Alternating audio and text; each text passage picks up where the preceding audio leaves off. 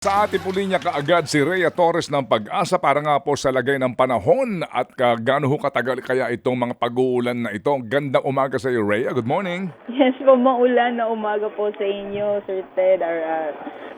Magandang umaga po sa inyo, magandang umaga po sa ating mga tagapakinig. Sa update po muna sa binabantayan natin na si Bagyong Carina. As of 4 a.m. po yung sentro nitong si Bagyong Carina huling namataan sa layong 290 kilometers northeast ng Itbayat, Batanes. Nagtataglay po ito ng lakas ng hangin na umaabot ng 155 kilometers per hour malapit sa gitna at pagbugso na umaabot ng 190 kilometers per hour at mabilis po yung pagkilos nito sa direksyong hilagang kanluran or northwestward sa bilis na 25 kilometers per hour. Although yung sentro nitong bagyong Carina ay namataan sa may silangang karagatan ng extreme northern zone, malawak po yung radius nitong bagyo kaya isahan pa rin po natin nakataas yung tropical cyclone wind signal number 2 sa Batanes at signal number 1 naman sa Babuyan Islands, northern portion ng mainland Cagayan at northern portion ng Ilocos Norte. Kaya asahan pa rin po natin sa mga nabanggit na lugar, nakataas po yung tropical cyclone wind signal, ang malalakas na hangin na dulot nitong si Bagyong Carina. Pagdating naman po sa mga pag-ulan, dulot naman po ito ng epekto ng hanging habagat or southwest monsoon. Saan po natin buong Luzon, pati na rin sa may Western Visayas at Negros Island region, ang mga pag-ulan o maulan na panahon buong araw po yan. At yung malalakas na mga pag-ulan, most likely mararanasan po dito sa may western sections ng bansa. Based po sa ating latest weather advisory, posible po yung heavy to intense na mga pag-ulan sa Ilocos region, Abra, Benguet, Zambales, Batanes at Occidental Mindoro.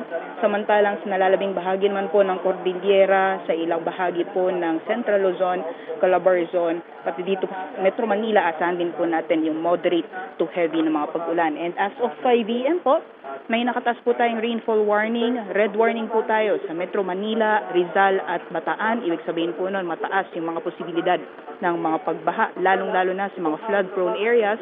Orange warning naman po sa Bulacan, Pampanga, Cavite at Zambales. Samantalang yellow warning naman sa Tarlac, Laguna, Batangas at Quezon. Kaya patuloy pong pinag-iingat yung ating mga kababayan sa mga posibilidad ng pagbaha dulot ng mga malawakang pag-ulan. At asahan po natin over the next few days habang binabaybay nitong si Bagyong Carina ang silangang karagatan ng extreme northern Luzon or eastern seas ng Taiwan. Posible po ito maglandfall sa may northern portion ng Taiwan bago po tuloy yung lumabas ng ating Philippine Area of Responsibility mamayang gabi or bukas po ng umaga. At yung maulan na panahon naman po dito sa Luzon, magpapatuloy po yan hanggang bukas and possible improving weather conditions naman po tayo pagdating ng Friday o sa darating na Sabado. Gale warning po, meron po tayong gale warning sa hilagang baybay ng northern Luzon, kaya delikado pong pumalaot, lalong-lalo na yung may mga maliit na sakyang pandagat.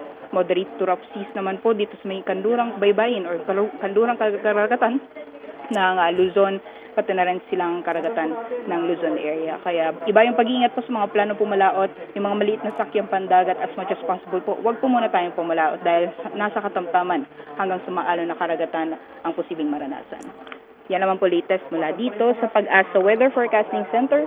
Rhea Torres po, magandang umaga. Ingat po tayong lahat. Rhea, itong mga pag-uulan na ito no sa red rainfall warning na ngayon ay umiiral pati sa Metro Manila, kailan kaya ang dissipation nito? Kailan itong pinanggagalingan ng ulan na ito? The whole day ba ganito o by later in the day gaganda na? Mahuhupa na ito?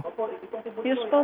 So, based po sa ating pagtaya, yung peak po, kumbaga, ng mga pag-ulan, inaasahan po talaga natin na tatagal buong umaga. And pagdating mo po ng hapon or mamayang gabi, huhina na po ito dahil sumasabay po ito sa paggalaw ni Carina. So, the moment na mas lumayo pa po itong si Carina, hihina din po yung epekto ng habagat, hihina din po yung epekto ng mga pag-ulan. So, maganda po na minomonitor din po natin yung pagkilos nitong si Carina para alam din po natin yung areas na posibleng maapektuhan nitong habagat. Ito bang ulan na ito, dala ito ni Carina at hinihigop lang ng habagat? Dahil po ito sa habagat na hinihigop ni Carina. So hindi po siya kumbaga direktang epekto ng ulap nitong sa sentro ni Bagyong Carina. So magkaiba po 'yon. So mostly yung influence po ng habagat yung naapektuhan po sa atin. Meron pa bang yung storm signal?